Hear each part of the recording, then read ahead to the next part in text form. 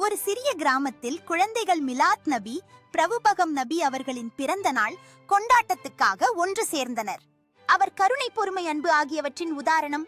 அதை கேட்ட குழந்தைகள் மகிழ்ச்சியுடன் முடிவு செய்தார்கள், இனிமேல் நம்முடைய நண்பர்களுக்கு உதவவும் யாரையும் காயப்படுத்தாமலும் பொய் சொல்லாமலும் இருப்போம் என்று. அவர்களில் ஒருவன் கேட்டான், நாம் ஏன் மிலாத் நபி கொண்டாடுகிறோம்? அப்போது பெரியவர் ஒருவர் மெதுவாக சொன்னார், நபி முஹம்மது ஸல் அவர்கள் பிறந்த நாளை நாம் நினைவு கூறுவது அவருடைய நல்லொழுக்கங்களை நம் வாழ்க்கையில் கடைபிடிக்க வேண்டும் என்பதற்காகத்தான். இந்த கதையின் பாடம் விழா கொண்டாடுவது மட்டுமல்ல, நபியின் போதனைகளை பின்பற்றுவதுதான் உண்மையான மதிப்பு. அந்த நாளிலிருந்து அவர்கள் உண்மையான மிலாத் நபி கொண்டாட்டம் என்பது நபியின் நல்ல வழிகளை வாழ்க்கையில் நடைமுறைப்படுத்துவதுதான் என்பதை உணர்ந்தார்கள்.